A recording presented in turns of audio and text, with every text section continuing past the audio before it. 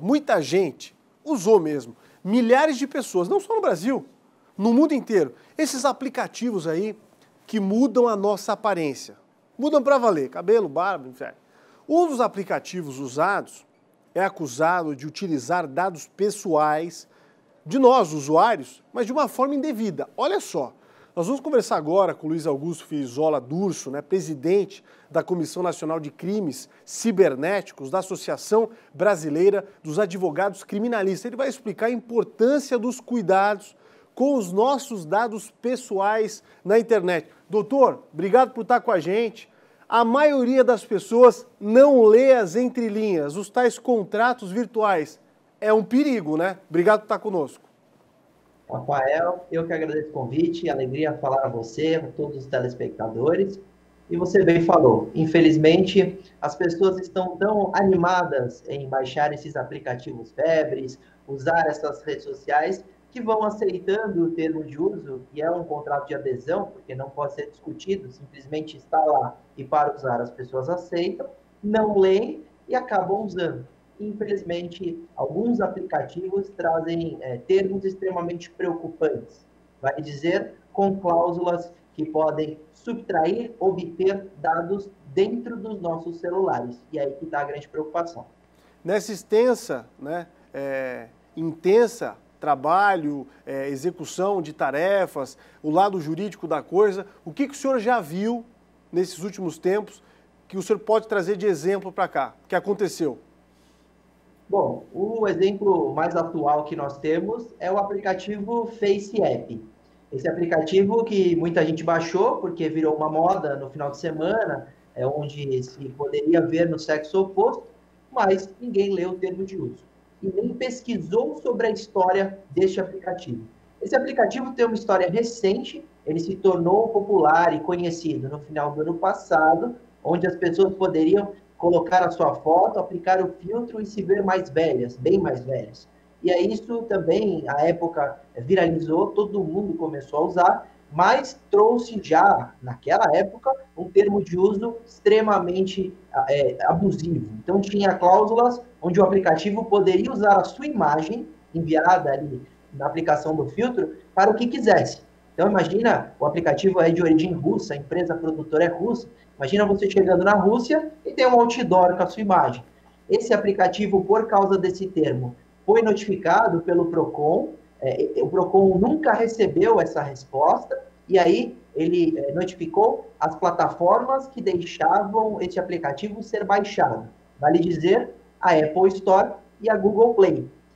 Com a resposta dessas plataformas, o PROCON multou ambas essas plataformas que deixavam a gente baixar o aplicativo, e elas removeram o FaceApp lá para download, isso no final do ano passado.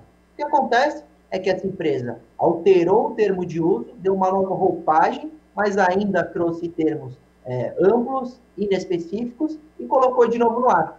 Passou pelo crivo dessas plataformas e todo mundo está baixando de novo. E quando a gente aceita o termo de uso, quando a gente começa a usar esse aplicativo, o que a gente autoriza esse aplicativo a fazer? Então, eu dou alguns exemplos. Autoriza que ele analise as páginas que você visitou.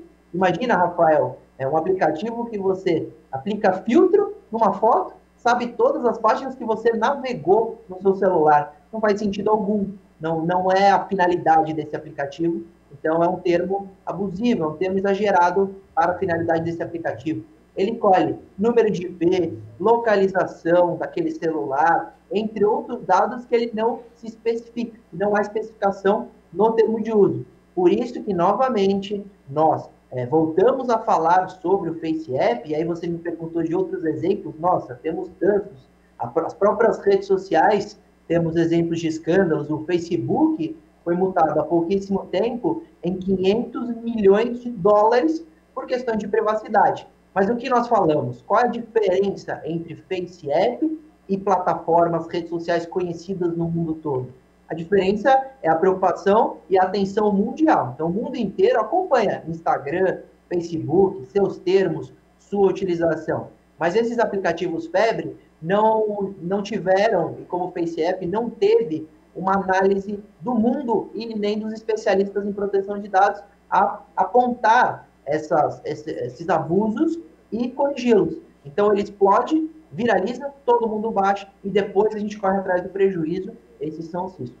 Porque apesar da criptografia, né, e ela existe realmente para segurança e tudo mais, existe um mercado imenso e bilionário de informações pessoais. E essas grandes empresas, essas corporações online, trabalham exatamente com isso e vendem essas informações para que outras empresas cheguem até você. Não é à toa o interesse de aplicativos como esse, exatamente nesse ponto. E a outra pergunta, doutor, é a seguinte: muita gente lesada, o senhor teve contato com alguém? O que aconteceu exatamente? Algum caso mais próximo? Você bem falou, Rafael, existe um mercado de venda de dados pessoais. Muitas vezes esses dados são comprados para entregas de fake news. Teve o caso Cambridge Analytica, o escândalo Cambridge Analytica, que era uma empresa que usava esses dados coletados por diversas plataformas, como poderia ser o exemplo de uma plataforma que se aplica a filtros, e aí quando ele tem esses dados, eles vendiam para empresas que produziam fake news. E a fake news era feita para você. Porque imagina, Rafael, se a gente tem um aplicativo dentro do nosso celular que está lá mapeando tudo que a gente faz, essa empresa que compra esse dado sabe o que você gosta, o que você gostaria de ouvir, quais são as suas preferências, ou até prever comportamento em porcentagem. Então, se você curte postagem de cachorro, você tem 95%, por exemplo, de gostar de cachorro, e aí eu vou fazer uma fake news para te manipular, para mudar sua opinião, essas empresas, usando esse dado. E aí, por isso que as fake news têm uma força tão grande na internet. Com relação às vítimas, nós podemos dizer que absolutamente todo mundo que usa esses aplicativos sem ler o termo de uso são vítimas. Esses que realmente têm um abuso no termo de uso e na coleta de dados. Porque sem ter ciência da quantidade de informações que esses usuários entregam para usar um aplicativo moda ou um aplicativo que pouco se pesquisou, acaba concedendo esses dados que, no final, são usados contra nós e ao preço que se paga. Os aplicativos são gratuitos? São, mas o salário ali, a remuneração desse aplicativo, são exatamente esses dados que nós concedemos. Por isso que tem que ter tanta atenção com dados. É um momento de empoderamento. Chega da gente abrir mão dos dados achando que é coisa não importante. É extremamente importante. Por isso que tem uma lei europeia, a GDPR, e por isso que o Brasil vai entrar em vigor agora com a Lei Geral de Proteção de Dados. É um momento de reflexão, de empoderamento dos dados dos usuários, de falarmos, chega de abuso com os nossos dados.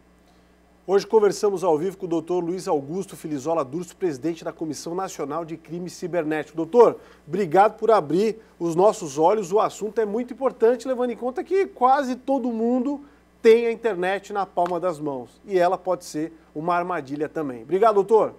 Eu agradeço, Rafael, foi um prazer. E, inclusive, muita gente me procurou falando, eu já instalei o FaceApp, o que eu faço? Então, apaguem esse aplicativo, se você não concorda com esses termos, com essa coleta, apaguem esse aplicativo do seu celular, e como o tempo é curto, muita gente quer saber como remover os dados já colhidos por essa empresa que está nas nuvens dessa empresa. Eu coloquei lá no meu Instagram o passo a passo. Então, quem tiver interesse em remover esses dados, pode me procurar no Instagram que vai conseguir remover. Bacana. Bela dica. Obrigado, doutor. Boa semana. Obrigado. Valeu. Um abraço.